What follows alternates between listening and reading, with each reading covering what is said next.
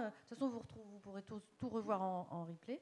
Et donc, on va passer à la présentation suivante. Donc, c'est Mathias qui va nous parler, cette fois-ci, des pathologies vasculaires, neurologiques vasculaires et grossesse. Merci, Mathias. Oui. Alors, j'ai fait comme Quentin. Moi, j'ai sélectionné un petit peu parce que dans pathologie neurologique vasculaire, il y a plusieurs choses en fait. Alors la question c'est est-ce que AVC et grossesse c'est un dossier? Oui, c'est un peu un dossier parce que alors, on a beaucoup d'études observationnelles, rétrospectives, c'est compliqué, mais enfin quand vous êtes enceinte, vous avez 3 fois plus de chances de faire un AVC que si vous n'étiez pas enceinte. Et la grossesse a l'air de jouer un peu parce que finalement, plus la grossesse est tardive, moins la différence entre enceinte et pas enceinte joue, comme si les facteurs de risque classiques écrasaient ceux de la grossesse. Et c'est surtout chez les femmes jeunes qu'il y a plus de risques. Puis il y a d'autres différences, c'est qu'autant les AVC dans la population générale, c'est 80% d'AVC ischémique, et en fait, chez la femme enceinte, c'est plutôt 50-50. Donc, ce qui prouve bien que les causes ne sont pas les mêmes. Et il y a plus de malformations vasculaires dans les hémorragiques chez la femme enceinte, parce qu'elles sont jeunes, et moins d'hémorragie classique du sujet âgé. Enfin, le temps de survenue, c'est compliqué à interpréter. C'est minoritairement pendant la grossesse, c'est 50% postpartum, puis c'est beaucoup autour de l'accouchement, mais parfois, c'est l'AVC qui a déclenché l'accouchement ou la césarienne. Donc forcément, il y a un biais qui est vraiment très important. Dernière chose à remarquer, c'est que, comme vous pouvez voir sur la photo, le graphique en haut à droite, il y a une proportion importante de thrombophlébite cérébrale, donc, qui font à peu près 20% des AVC de la femme enceinte, donc c'est quand même plus que dans la population générale. Alors, il y a des explications physiopathes un peu construites pour expliquer que la femme enceinte ferait plus d'AVC. Il y a évidemment toutes les maladies de l'endothélium, la préclampsie, l'hypertension artérielle. Il y a évidemment les catastrophes emboligèmes comme l'embolie amniotique, la cardiopathie du péripartum. Et puis en dessous, en bas à droite, là, vous avez toutes les choses, les susceptibilités individuelles, comme un foramen ovale, comme une FA, et comme toutes les malformations vasculaires cérébrales, dont on pense, c'est la petite ligne en pointillé, qu'elle pourrait être finalement aggravée par l'état d'hyperdébit de la grossesse, qui mettrait plus de contraintes sur ces malformations. En fait, c'est pas si simple. Et là, j'ai passé beaucoup de temps dans la littérature pour comprendre. En fait, c'est beaucoup du rétrospectif. Alors, comment ils font les gens? Ils suivent des patientes qui ont des MAV, et puis ils comparent les années enceintes et les années pas enceintes, exposées, pas exposées, puis ils voient le taux de rupture. Ou ils comparent des patientes qui ont des MAV et des patients et pas de grossesse et les autres, ils regardent les taux de rupture. Donc c'est des comparaisons comme ça. Et en fait, en plus, il faut prendre pathologie par pathologie, parce qu'un anévrisme cérébral, une MAV et un cavernome, par exemple, c'est pas pareil. Alors, ce qu'on peut dire en résumé, globalement, sur les anévrismes intracrâniens, l'effet de la grossesse, il n'est pas évident. Et en tout cas, il est très minoritaire par rapport aux critères habituels de risque de rupture d'un anévrisme. Il y a des scores d'ailleurs qui sont publiés, comme le score phase ou ELAPS, qui permettent d'essayer d'avoir une prévision individuelle de risque de rupture d'un anévrisme cérébral. Les MAV, c'est plus compliqué, avec des études très contradictoires. Il y a des articles militants qui expliquent que la MAV et la grossesse, ce n'est pas un problème. Et puis d'autres études qui montrent des odds ratios de 3. En tout cas, voilà, la grossesse ne protège pas, mais ce n'est pas suffisamment important pour que ce soit une contre-indication, la grossesse en soi.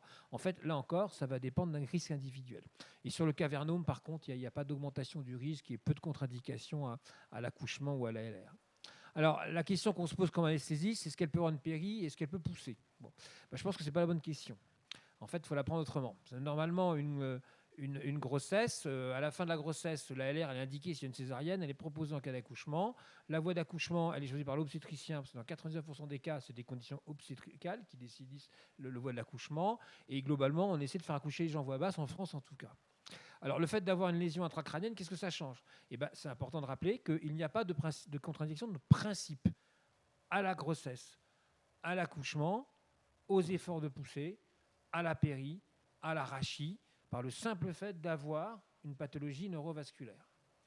En présence d'une malformation vasculaire, en fait, il va falloir raisonner au cas par cas. C'est un peu le thème de la session, mais c'est vrai, c'est ça notre boulot en fait.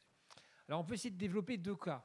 À gauche, il y a la malformation vasculaire asymptomatique et découverte fortuite. Et ça existe. C'est la famille dans laquelle il y a eu plusieurs hémorragies, puis on a fait un IRM à quelqu'un, il n'a jamais rien fait, mais on sait qu'il est porteur d'un anévrisme. C'est des gens qui ont mal à la crâne, on a fini par faire un angioscanner, on a trouvé quelque chose qui n'est pas en lien avec la céphalée, mais on a trouvé quelque chose. Donc, il y a des gens comme ça, dont on sait qu'ils sont porteurs d'une MAV ou d'un anévrisme, mais qui n'a jamais saigné. Alors, dans ces cas-là, en fait, va falloir évaluer le risque de saignement. Et ça, c'est vraiment une affaire de spécialistes, c'est multidisciplinaire. Il y a vraiment des centres experts pour ça. Et les bons interlocuteurs, les bons spécialistes, c'est à mon avis les neurochirurgiens et les neuroradiologues interventionnels. Évidemment, les neurologues ont une compétence là-dedans, mais les neurochirurgiens et les neuroradiologues, c'est eux qui les soignent, c'est eux qui les opèrent, c'est eux qui les embolisent, c'est eux qui les suivent après. Et c'est eux qui ont vraiment une sorte d'approche clinique de dire que voilà, celui-là est à risque, celui-là est moins à risque. Bon, puis après, cette histoire de risque, c'est compliqué parce que donc c'est pas la même chose selon que ce soit une MAV, un anévrisme ou une fistule durale ou un truc comme ça. Ça dépend de l'effet supposé de la grossesse sur la malformation. Donc on a vu les VAV, on est quand même un peu inquiet, les anévrismes moins maintenant, du terrain, de l'hypertension. Donc le gros facteur de rupture de ces trucs-là, c'est l'hypertension artérielle et la grossesse peut générer de l'hypertension artérielle. Donc c'est pas pareil si la dame a une hypertension du prépartum ou une hypertension gravidique. Puis après, il y a des caractéristiques. C'est la taille de l'anévrisme, sa forme, est-ce qu'il est homogène, pas homogène, sa localisation, territoire antérieur, postérieur, c'est pas le même. Donc c'est assez compliqué. Et l'évolution, parce qu'on a des dames qui ont déjà eu plusieurs scanners qui montrent que l'anévrisme ne bouge pas. Et puis il y a des dames qui ont en fait une croissance régulière sur le scanner. Donc une grossesse là-dessus est plus inquiétante. Donc on voit bien qu'il y a beaucoup de critères. Et puis il y a l'accessibilité. Parce que parfois, les neurochirurgiens ou neurologues considèrent qu'une lésion est facile à contrôler. Puis parfois, il y a un anévrisme dont on est une artère qui donne de la vascularisation des noyaux gris centraux. Et on comprend bien d'aller emboliser préventivement ce truc-là, ça peut être extrêmement dangereux. Donc en fait, la décision, elle est vraiment complexe et c'est pour ça qu'il faut des centres experts. Donc voilà, ça c'est des exemples d'échelles et de scores pour voir un peu si vous risquez de saigner ou pas. Donc voilà, et puis donc à la fin, vous retrouvez un peu grossièrement du faible risque, du fort risque. Si vous êtes sur du faible risque de rupture, il n'y a pas de contre-indication à la grossesse, il n'y a pas de contre-indication à l'accouchement, il n'y a pas de contre-indication à l'air, et il y a même dans ce cas-là une indication à l'air. Parce que le truc qui pourrait piper le jeu, c'est que la dame fasse des poussées hypertensives. Or, un accouchement par voie basse sans péridurale, c'est potentiellement dangereux. Et la péridurale, c'est quand même le meilleur moyen qu'on ait trouvé de contrôler l'hypertension artérielle au moment de l'accouchement. Il faut évidemment informer la patiente. Il faut que la patiente ait un suivi avec les équipes spécialisées, avec de l'imagerie. Et puis, si vous avez un risque fort, oui, ça c'est quand même une contre-indication à la grossesse, parce que ça va compliquer les choses.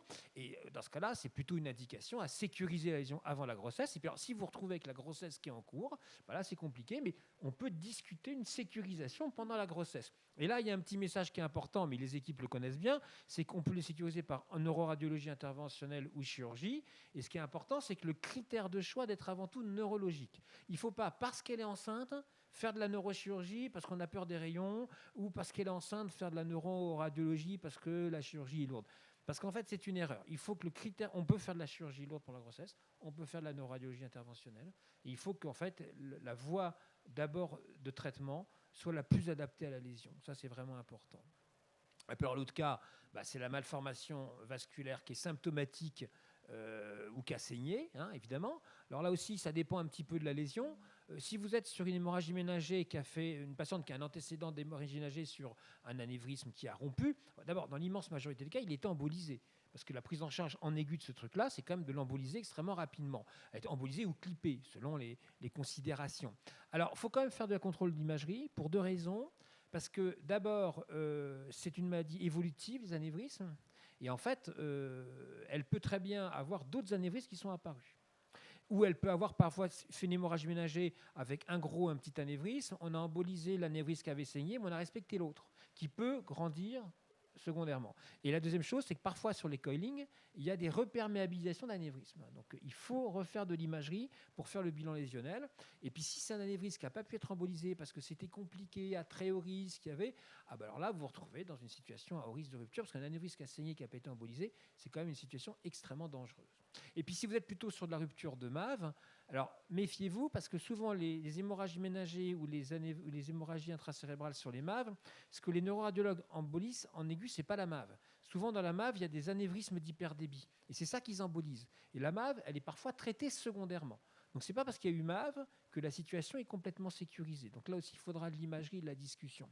Et la MAV n'est pas forcément embolisée, surtout si elle n'a jamais saigné. Mais là, on est dans le cas où elle aurait saigné. De toute façon, voilà, s'il y a une MAV qui a saigné, il faut discuter de la sécuriser avant la grossesse ou pendant la grossesse. Là encore, on est comme sur du cas par cas et du centre expert, hein, parce que c'est difficile de résumer comme ça.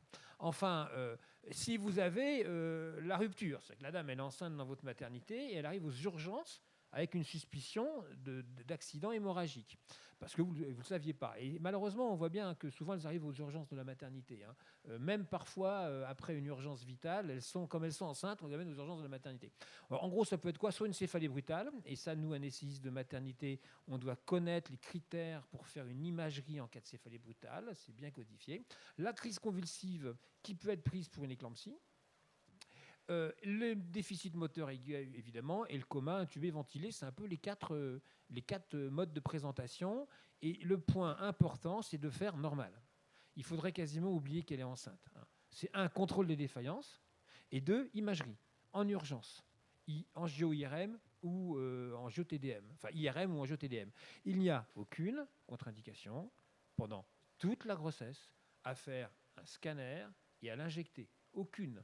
Il n'y a aucun argument de ne pas le faire. Et c'est une perte de chance de ne pas faire ces examens-là parce que la dame est enceinte. La deuxième chose, c'est qu'il n'y a aucune indication à faire une extraction systématique ou par prudence. Pourquoi ?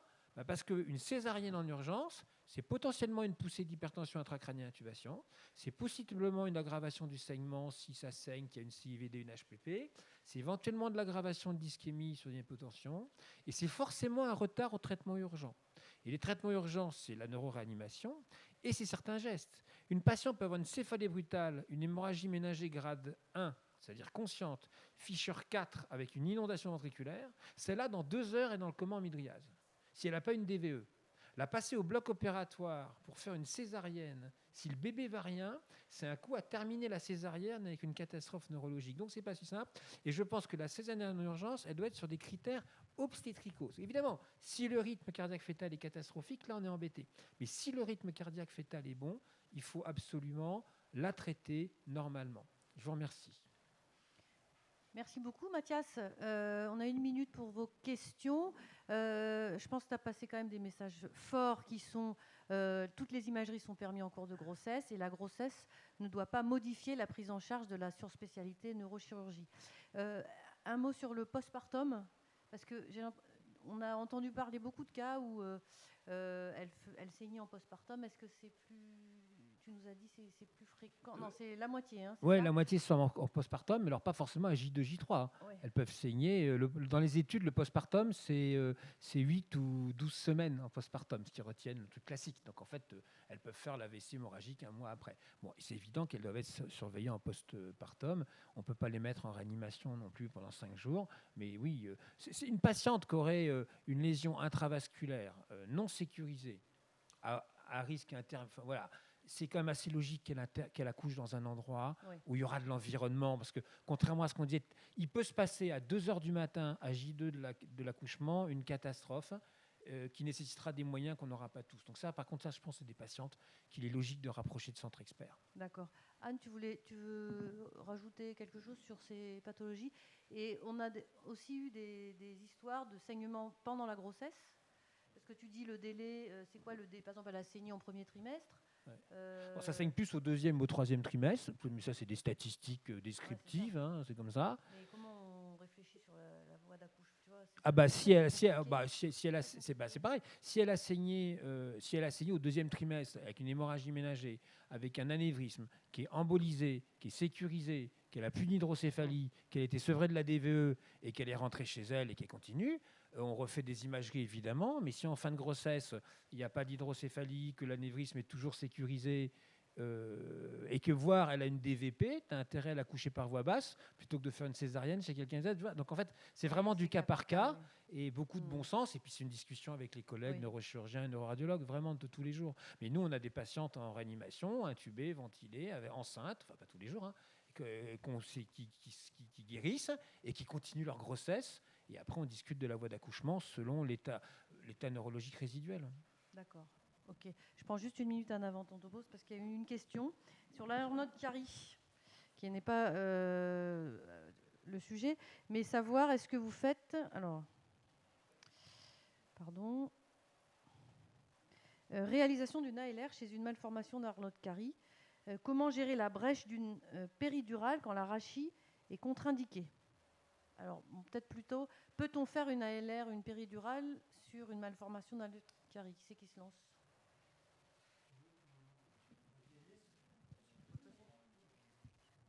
Il faut, dans les malformations de Chiari, donc il y a un engagement amygdalien, donc il faut éviter d'avoir une brèche. Donc en général, on a plutôt tendance à contre-indiquer ou autoriser peut-être une péridurale, mais avec une main d'expert pour éviter vraiment la brèche qui risquerait d'aggraver l'engagement. En général, nous, on demande aux neurochirurgiens, est-ce que tu lui ferais une ponction lombaire les yeux fermés ou pas? S'il répond non, c'est qu'il ne faut pas aller mettre une aiguille ni de péri ni de rachis, parce qu'on n'est jamais complètement sûr de... Enfin, même avec des mains expertes de seniors depuis longtemps, on n'est quand même jamais complètement sûr de ne pas faire de brèche. Donc j'aurais tendance à dire que si le neurochirurgien dit pas de rachis, eh ben, pas de péri non plus. Et c'est vrai que classiquement, nous, on contre-indique l'anesthésie loco-régionale sur les Arnold Chiari. Après, je précise juste, sur l'imagerie, on peut avoir des importances différentes de l'engagement amygdalien. Donc c'est important d'avoir une IRM pour pouvoir répondre à la question. Parce qu'il y a des structures, il y a des histoires plus communicantes que d'autres.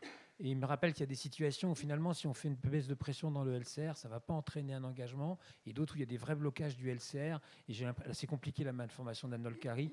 Et en fait, là aussi, il faut un avis d'expert parce que selon la façon dont ça circule, ça va être dangereux ou pas. D'accord, merci. Merci beaucoup.